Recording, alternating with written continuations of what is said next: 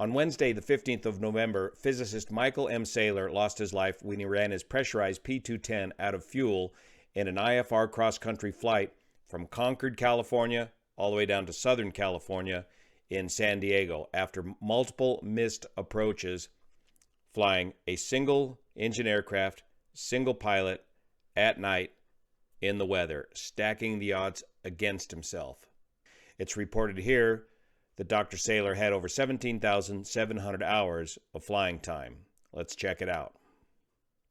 The 1979 P210 November 4100 went down at night after 4 hours of flying in the trees, nearly missing the houses in the crowded neighborhood near La Jolla, California. Here is an excellent breakdown of this entire flight by Gecko TH on his YouTube channel, and with his permission, we're going to go over this entire flight.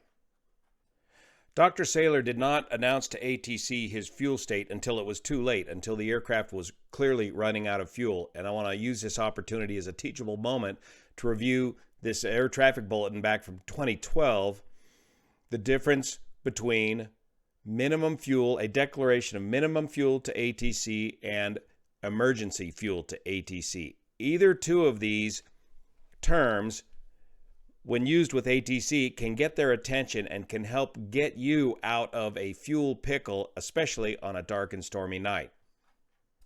And the whole idea of using this kind of standardized phraseology is right here to avoid confusion and misunderstanding between air traffic controllers and pilots. Minimum fuel. A minimum fuel declaration is essentially an advisory call to ATC. If an aircraft declares a state of minimum fuel, inform any facility to whom control jurisdiction is transferred of the minimum fuel problem. Tell the next guy of the minimum fuel problem and be alert of any occurrence which might delay the aircraft en route.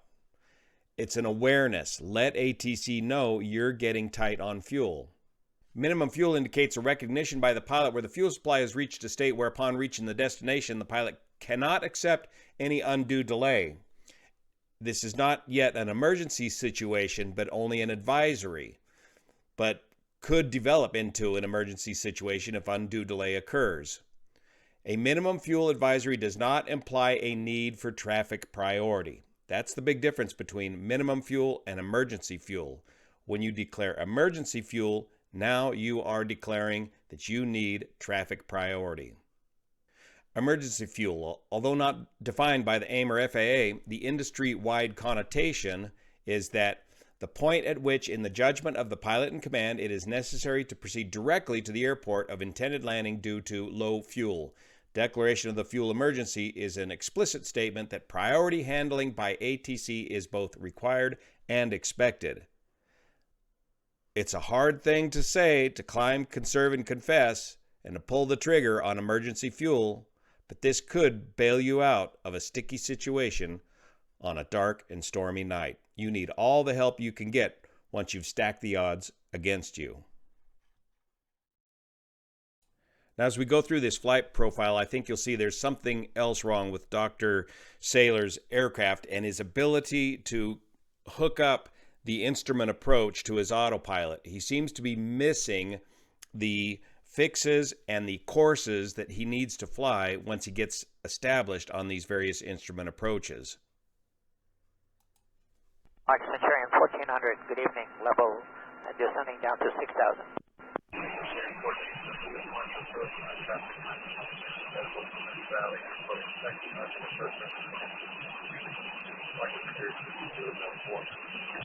.3004 and expect RNAV approach Centurion 1400. November 1400, cross business at above 4,600, RNAV only when you approach 6,000. Roger, descending to 4,600, clear for the RNAV approach Centurion 1400. Centurion 1400, report cancellation of IFR via this frequency or on the landline. I can give that phone number. Roger, we'll do that. I have the phone number. Okay, so Dr. Saylor is attempting the RNAV approach into French Valley Airport. French Valley Airport is a small, uncontrolled airport in the hills of Southern California, there by Temecula. And the procedure, the only instrument approach procedure, is this RNAV RNAV GPS runway 18 procedure. Now it looks like he's already missed TICMU, the initial approach fix, which should be right up in here. So as they're discussing the fact that he needs to cancel IFR on the ground using a telephone because it's an uncontrolled airport, there's nobody at the tower that can relay that he's landed safely. And during the process of chatting about that, again, single pilot IFR, it appears to me that he's missed the initial approach fixes and is now turning back to the course. To be more accurate, it looks like he's hit the point but has blown past the final approach course, this straight line here, and is now turning to get back onto course. By the way, the doctors picked a very bad night to fly as this cutoff low has been malingering off the coast of California and pumping up moisture all day long on Wednesday the 15th right into Southern California. Report cancellation no later than 5 minutes after landing. Can't do it. We'll do that. Thank you. Censure N1400. 1400, you change to advisory to your place. Number 1400, March approach, Roger. Identity, say reduced for the missed approach. 1400, Roger, and confirm you're in the right hand turn towards Jeffrey.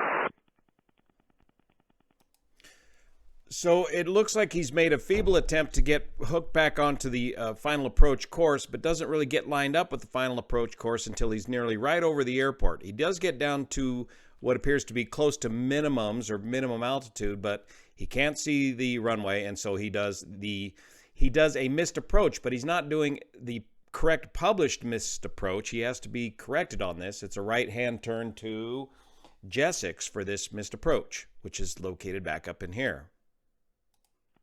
Do not have the weather at Longmore. I'm just confirming that you're in a right-hand turn towards Jessex. 1400, Roger. Are you doing the missed approach, or are you just departing southbound? VFR. Okay, that's why I was wondering if you were turning for Jessex at the time.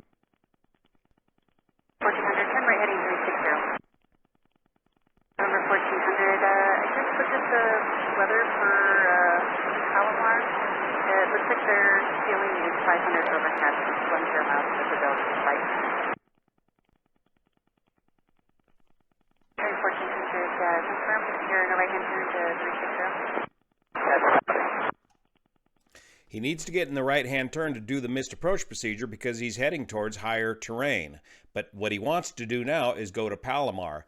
He's been in the air for probably close to 3 hours now, and he knows he's getting tight on fuel, and he wants to divert to Palomar. Here's the big picture view of the flight plan from Concord, way up here in the Bay Area of California, down to French Valley. That's about 3 hours in the 210. And then he wants to divert to Palomar, just some 30 miles or so, 28 nautical miles to the south. And then later he diverts over here to Montgomery Field, right there. And then he ends up crashing somewhere right over here near La Jolla. Out of fuel. 4 hours since he took off from Concord, California. Return 1400, but you are rate of contact 7 miles southwest of Valley, 2007. 1400, reset transponder squad 4665. 1400, clear to Palomar Airport, Charlie Romeo, Quebec, via direct homeland, Hotel Delta Foxtrot, and Paradise, Papa Delta, Victor 186, Robin, Romeo, Oscar, Bravo, November, Victor 458. This is a ridiculously complicated IFR clearance. I mean, it's common. It's a normal clearance. You're only going 28 nautical miles. This is not what the doctor needs or wants to hear at this point. He just simply wants to get vectors to the ILS at Palomar. Had he played the min fuel card right in here, he could have avoided all this confusion and the subsequent turns that follow. Oceanside. Direct. Maintain 5,000. Expect 7,000 in 1 second. 1400, could you stand by a little bit? We're just trying to get to homeland first. Okay, that 360 heading is fine for now, and then when you're ready to reach back, and then go direct online, that's fine. Roger, thank you. He's absolutely overloaded himself, single pilot IFR at night. Negative, just trying to get pulled out this chart for Palomar to deal with. 1400, Roger. If you need me to, I'll just vector you around my airspace until you're ready. Roger. Burning more fuel. Possible to vector us southbound towards Palomar. I'm sorry, say that again? Would it be possible to vector us southbound towards Palomar? I have to give you the clearance I just gave you. Okay, stand by. Thank you. This would be a lot easier to negotiate if you declared min fuel. Okay, so SoCal, I think we'll try to be able to vector you to it. They said turn left heading 180, climb and maintain 7,000, and then they should be able to reach the radar vector. Roger, left to 180, climb maintain 7,000 for Centurion 1400. Thanks very much, ma'am. A massive relief on behalf of the pilot. Centurion 1400, climb and maintain 7,000, contact SoCal approach 134.0. 134.0, thanks very much for your help. SoCal Centurion 1400, good evening, climbing to 7,000. And November 1400, SoCal, welcome back. Climb and maintain, maintain 5,000. For Centurion 1400, thank you, sir. ILS is out at Palomar. You can expect the RNAV Yankee runway 25 approach. We won't be able to take that because we have just a VOR approach. And Centurion 1400, they said that's fine. You can expect the VOR approach into Palomar. Fly heading 170. You're clear to Palomar via heading 170. Radar vectors for the VOR approach. Maintain 5,000. 170 for Centurion 1400. Thank you, sir. Okay, now he's boxing himself into a corner here. He needs and wants to get on an ILS. That was what makes me suspect there's something wrong with his RNAV GPS capability with the P210 this evening. And let's check the weather for the VOR at Palomar at 500 feet. Does he got good enough weather? The last reported weather I heard at Palomar was 500-foot overcast with 10 miles visibility. The VOR approach is a circling approach which requires a 1,000-foot ceiling. A non-precision approach requires both ceiling and visibility. With minimums at 1,000 feet and ceiling at 500 feet, he's not going to break out of the weather. The approach that he wants to fly is this ILS to runway 24, which is plenty low enough to get in these conditions, but it, unfortunately, is out of service. But what's puzzling is the approach that he just attempted was the RNAV for 18 back there at French Valley, but now he's saying he's unable RNAV approaches for one reason or another. We don't know why. 125.3, have a good night. SoCal Centurion 1400, we'll try to get this at Palomar. Do you have any place within ILS that I can make a landing there? Centurion 1400, the Montgomery has an ILS approach, but their weather is, looks like it's a little bit better, but still 2 miles visibility, light rain, mist, scattered clouds at 300. Would you like the ILS approach to it right there?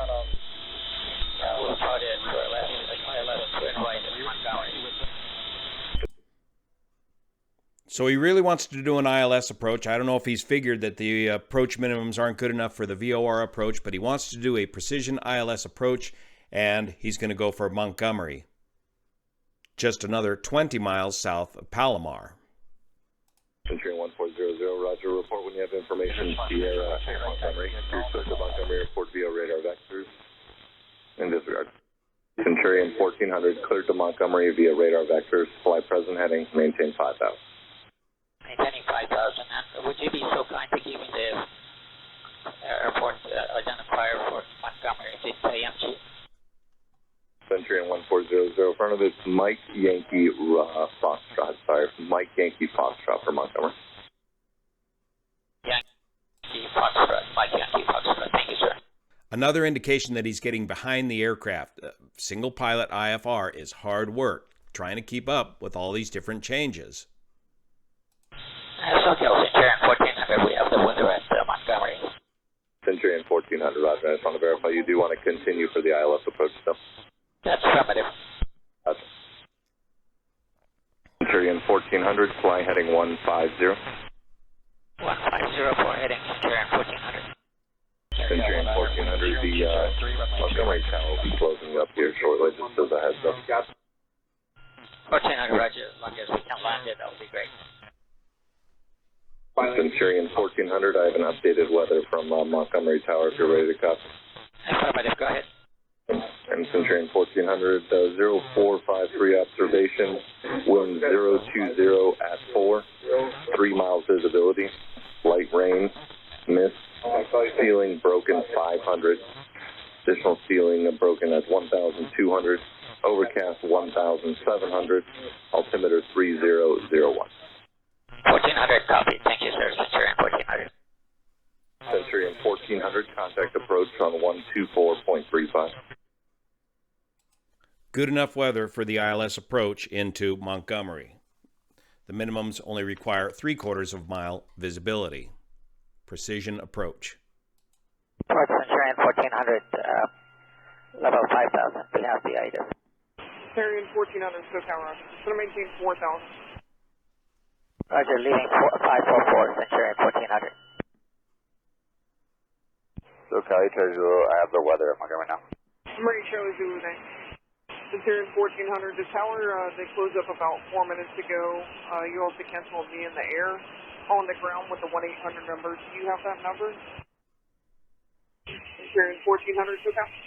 Go ahead, SoCal, Centurion 1400. The tower, they closed up about 5 minutes ago, so you'll have to cancel your ISR in the air with me on the ground with the 1-800 number. Do you have that 1-800 number? Do have the number 800 number, yes. Okay, thank you. Same drill as back at French Valley Airport. Once the tower closes, you can continue to come in IFR. You just got to cancel using the telephone if you cannot get a hold of SoCal on the ground. Centurion 1400, fly heading 160. Roger, 160 for Centurion 1400. Centurion 1400, sliding 250, intercept final approach course. 250 on heading and intercept the course, Centurion 1400. Summary, Charlie Zulu, just going to maintain 6,000. 6,000, Charlie Zulu. Centurion 1400, you're 3 miles, heading maintain 3,000 until established and cleared ILS for my two-way right approach.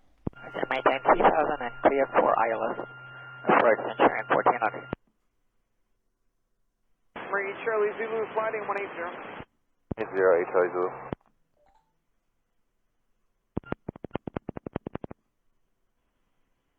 Centurion 1400, and you can change to advisory. Self-fit cancel within 5 minutes of landing, or you can try on the frequency if you break out of the files. I do have a Cirrus waiting to go on behind you. 1400, Roger, thank you, man. So he's got a Cirrus coming in behind him. By the way, the Cirrus said he got in just fine on his ILS approach. You hear him clicking up the lights on approach. It should be on the frequency for Montgomery Tower, but I believe when Montgomery Tower closes, they leave the lights already turned up. 1400, SoCal, are you still up? That's affirmative. Change to the advisory from Montgomery and tell Centurion 1400 that he's going south off the course. Here he is wandering around again, having a hard time picking up the inbound course for the ILS here at Montgomery. November 8, Charlie Zulu, turn left heading 090. Left 090, Charlie Zulu. Centurion 1400, SoCal. Marie Charlie Zulu, turn left heading 360. Left 360, Charlie Zulu. Marie Charlie Zulu, fighting 330. Here he is again, wandering left of course, off of the ILS. 30, Charlie Zulu. Marie Charlie Zulu, I'm waiting for Centurions to cancel, but I'm not going to lie to you. Kind of just flying over the airport and still westbound at 600 feet. Oh boy, alright, yeah. No worries, Zulu. Because the Cirrus can't come in and do his instrument approach until the airspace is clear, until the Centurion is out of the airspace. Marie, Charlie Zulu, fly heading 290. 290, Charlie Zulu. Marie, Charlie Zulu, can I get you to switch over to the Montgomery Advisory and try and get this Centurion back on our frequency? I'll hop over and see if I can get him. Put him on 25.3, please. 25, yeah, I'll let him know. There's no 1400, we're making a miss, we can't see the runway. It looks like he got right down to 500 feet, which is even a little bit below minimums. Centurion 8, Charlie Zulu, stay with me. Centurion 1400 SoCal, get radar contact and climb immediately to 3000. Up immediately to 3000, Centurion 1400. He's way too low down here at 900 feet, right over these houses here, at night in the weather. Centurion 1400, low altitude alert, check your altitude immediately, minimum vectoring altitude in your area is 2100, and maintain 3000 safe. Yeah, I'd like to shoot another one, but we're running out of fuel too.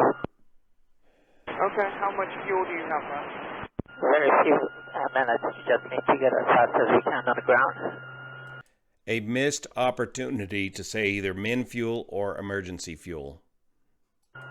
Marie, Charlie Zulu, turn left heading 200. Turn 200, Charlie Zulu. Centurion 1400, I need you to climb immediately and turn back to the west. Fly heading 270 and climb. Centurion 1400, turn right heading 360. Right, 360, Cessna 1400. 7 Marie, Charlie Zulu, and mid-altitude maintain 5000. 1008, Charlie Zulu. 7 Marie, Charlie Zulu, flighting 180. 80, Charlie Zulu.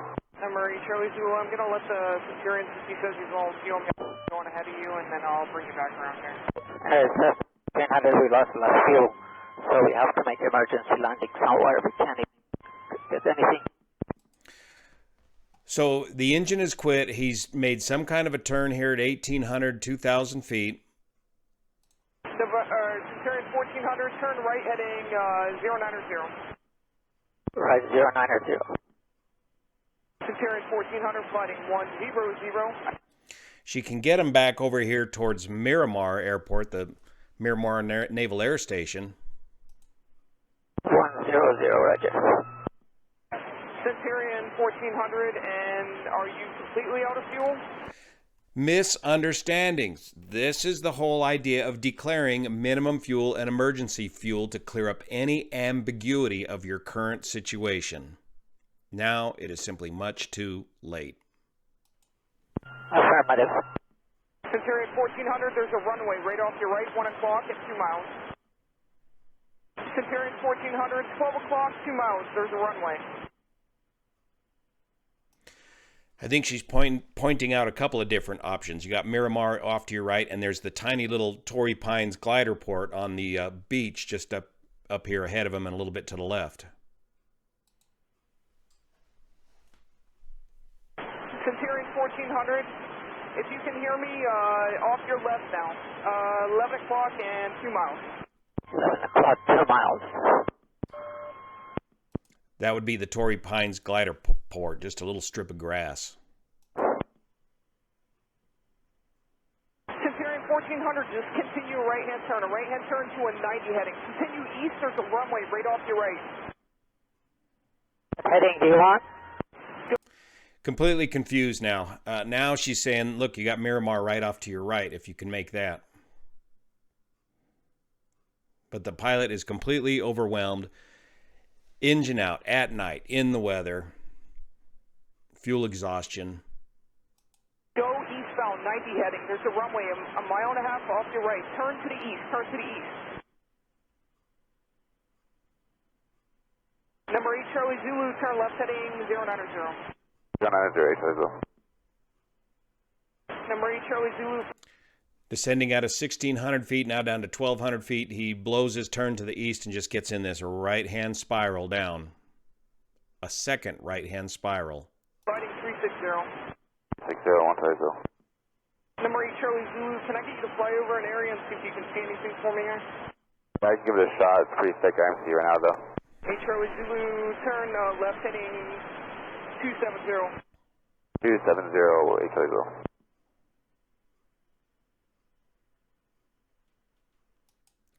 4 hours after he took off from Concord, the pressurized 210 ran out of fuel, and he went down in those trees in the neighborhood near La Jolla, California. Fortunately, not hitting any other houses or cars or people on the ground. So while it's quite obvious to investigators as to what happened here, the pilot ran the aircraft out of fuel at night in the weather. What will be difficult for investigators to determine is why. Why did Dr. Saylor have such a hard time coupling the instrument approaches to his autopilot in the P210, or even hand flying any of these instrument approaches in these conditions? Don't stack the odds against you. Thank you so much for your support of this channel, especially the folks over on Patreon that make this content possible. See you here.